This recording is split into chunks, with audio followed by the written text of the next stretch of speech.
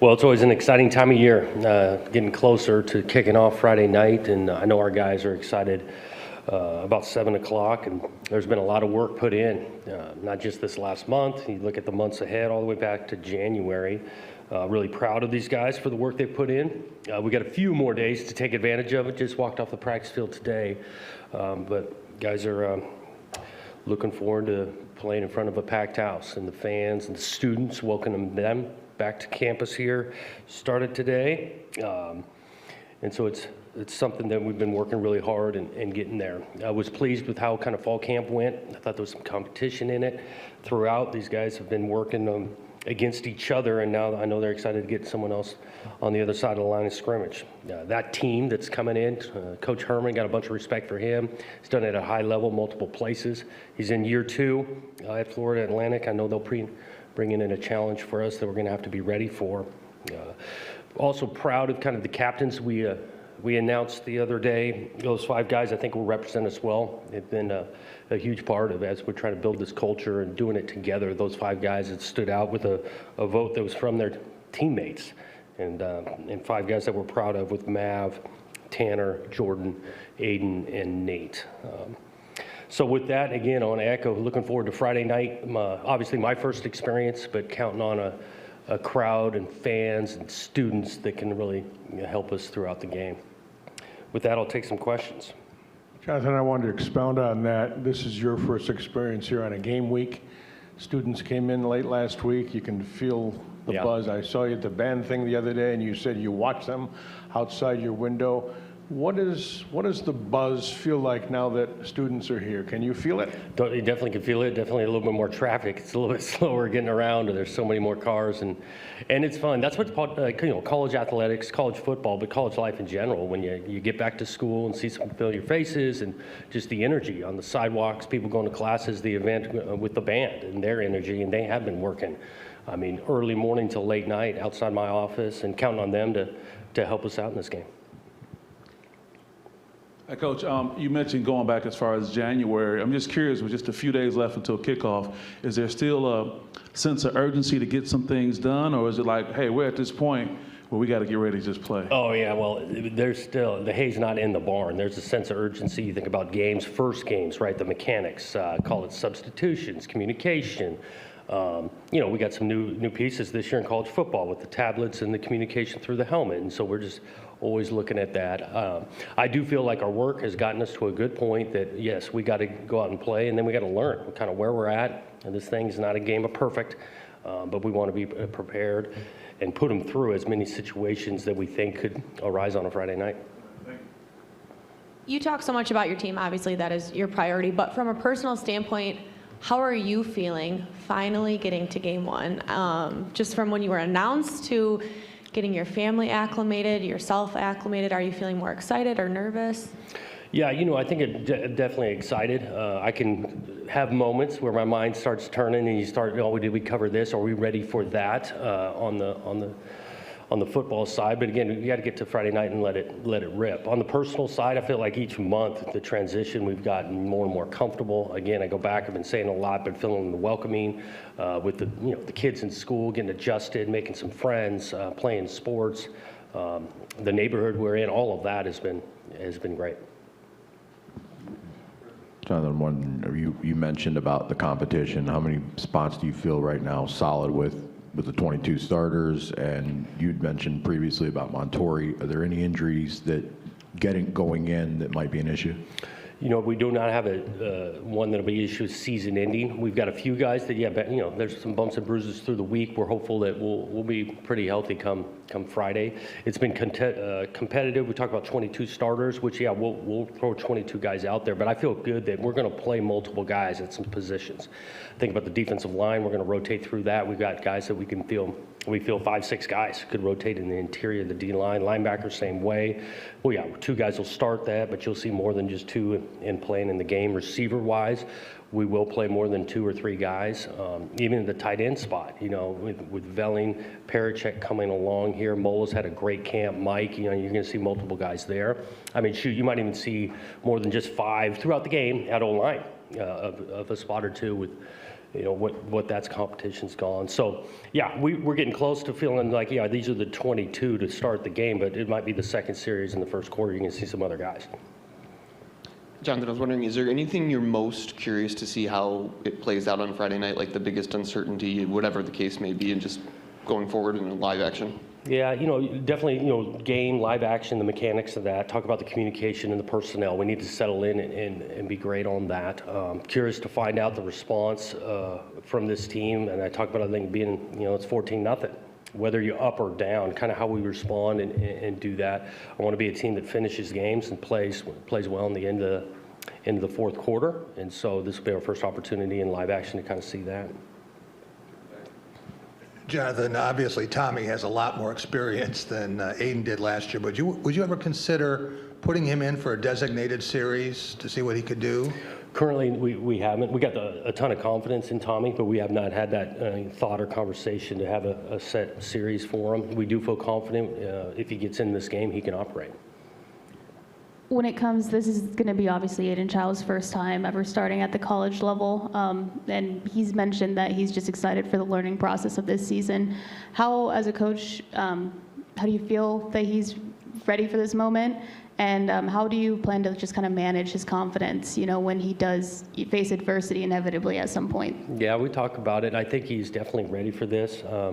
He's a competitive player, and true competitors understand it's not going to go perfect every snap, and things are going to take place. There's going to be some really good plays too, but there's nothing like experience. And the guy's been out on the field playing big time football before, just hasn't been on the first snap, and so we'll be there for him to get him adjusted, and we're confident that in his preparation, in his instincts, and how competitive he is, that he'll give us a chance to score some points. Coach, obviously with the 12-team playoff, that means more opportunity for the team. Teams can get in with 2, 3, maybe even 4 losses. I know it's only year one, but do you feel any more pressure to deliver in year one, considering there's so much more opportunity to compete for a national title? I think it's a good thing that there's more opportunity for teams, 12 of them, to get in. I think there's always pressure in this job, this business. This is what big time college football is, and so you sign up for that, and you want to do that. You want to be playing in big games. You want to make it count when you're playing. You want people to have passion behind their school, university, and the product that's out there, and that's what I've signed up for. And this staff and this team, we're looking forward to that challenge. You established your reputation in a different conference on a different end of the country. What kind of a challenge is this for you to put your footprints in the sand here in the Midwest and in the Big Ten? And will you be more nervous Friday night than you've been in a while? When the game kicks off, I'm not thinking a lot about establishing this and that. I think it generally go through the season. We want to establish identity in all 3 phases. Think about that a lot, and we're going to recruit to that identity. Want to recruit heavily in this Midwest, and we've talked about it inside out. I think we've made some real gains on that, and we've got momentum. But it's a day-to-day constant process to do it. We want to establish again a team that's going to play really hard for 60 minutes, if not more, and compete snap in and snap out. How about the nerve factor?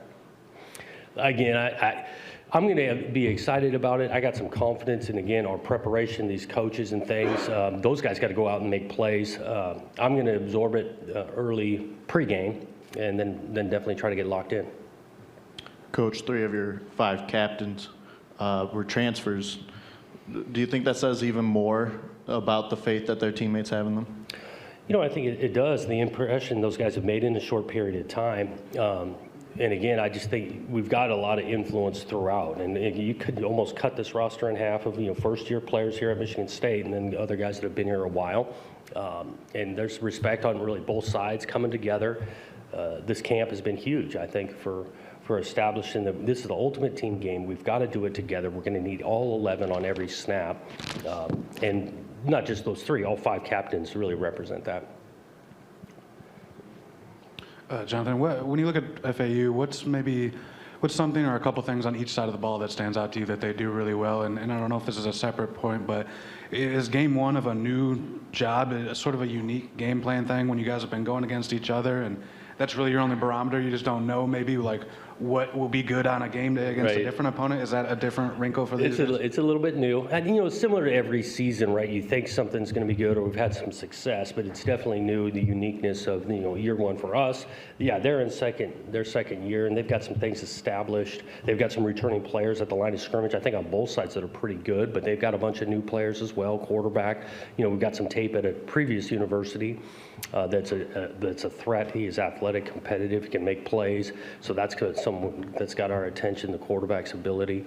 And then, you look at their front seven, they got some veteran group there with some guys that have played, and then you throw in some additions and transfers. So we've got an idea of what it kind of looks like, but you're never totally certain until Friday.